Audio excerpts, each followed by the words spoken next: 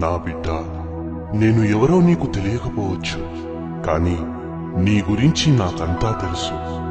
నీవు కూర్చుండుట, నీవు లేచుట నాకు తెలుసు. నీ నడక, నీ పడక, నీ చర్యలన్నీ నాకు బాగా తెలుసు. నీ తల వెంట్రుకల లెక్క కూడా నాకు తెలుసు. నిన్ను నా స్వరూపంలో చేసుకున్నాను. నీవు నా వలన బ్రతుకుచున్నావు, నా వలన చలించుచున్నావు, నా వలన ఉనికి కలిగి ఉన్నావు. నువ్వు నా సంతానము. జగత్తు పునాది వేయబడక ముందే నిన్ను ఏర్పరచుకున్నాను. గర్భములో నేను నిన్ను రూపించక ముందే నీవు నాకు తెలుసు. నీవు పిండముగా ఉన్నప్పుడే నేను నిన్ను చూశాను.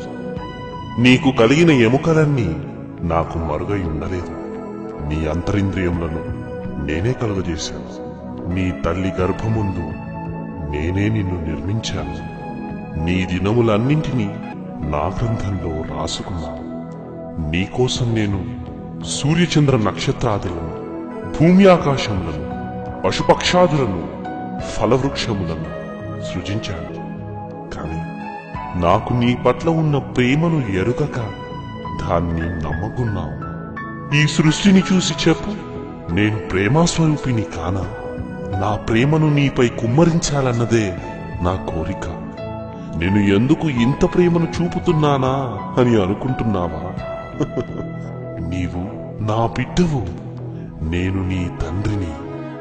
ఈ లోక తండ్రి కంటే నిశ్చయముగా మంచి యువులను నీకు అనుగ్రహిస్తున్నాను. నేను పరిపూర్ణుడనగు తండ్రిని. శ్రేష్టమైన ప్రతి ఈవిని, సంపూర్ణమైన ప్రతి వరమును నేనే నీకిస్తున్నాను. నీ గురించి నా తలంపులు లెక్కకు ఇసుక కంటే ఎక్కువగా నా మదిలో ఉన్నాయి. నీవు నా ఆస్తి. నీ గురించి నేను ఇంతగా అనుకుంటే నువ్వు మాత్రం చిన్న చిన్న కష్టాలు వస్తే, చిన్న చిన్న సమస్యలు వస్తే నేను లేను అనుకుంటున్నావు. నన్ను దూషిస్తున్నావు. ఆదరణ కొరకు ఎవరి దగ్గరకో వెళుతున్నావు.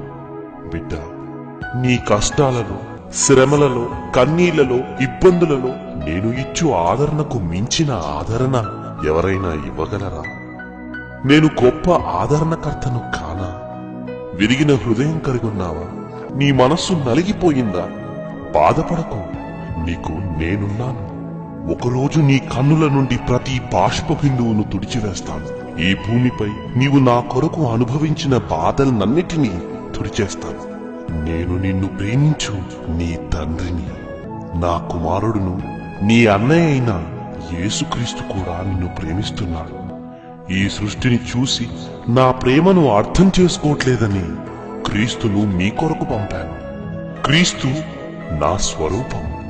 పాపమనే బంధకాల నుండి నిన్ను విడిపించడానికి నా కుమారుడైన క్రీస్తు నీ కొరకు తన రక్తాన్ని ధారపోశాడు. క్రీస్తు మరణం ద్వారా నా ప్రేమను నీకు చూపించాను. నా ప్రేమను నీకు తెలియచేయడానికి ఇంతకు మించి ఇంకేం చేయగలను?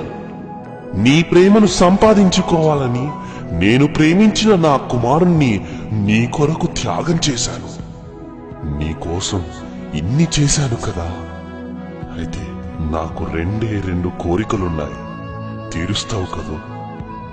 ఒకటి, నీ పూర్ణ మనస్సుతో, నీ పూర్ణ హృదయంతో నన్ను వెదికి పరిశీలనగా నీవు నన్ను తెలుసుకొని నన్ను మహిమపరచాలి. ఇక రెండవదిగా, నిన్ను వలె నీ పొరుగువాన్ని ప్రేమించాలి. ఎందుకంటే వారు కూడా నా పిల్లలే. వారు కూడా నా దగ్గరకు రావాలి అన్నది నా కోరిక. వారిని నా దగ్గరకు తీసుకురావడానికి అవసరమైతే నీ ప్రాణాన్ని కూడా పణంగా పెట్టు. ఇది చేసి నువ్వు నా దగ్గరకు వస్తే నీవు ఎన్నడూ చూడని గొప్ప విందును నీ కొరకు సిద్ధపరుస్తాను. వస్తావు కదూ? నీ రాక కొరకు ఆశతో ఎదురు చూస్తున్నా నీ తండ్రి అయిన దేవుణ్ణి.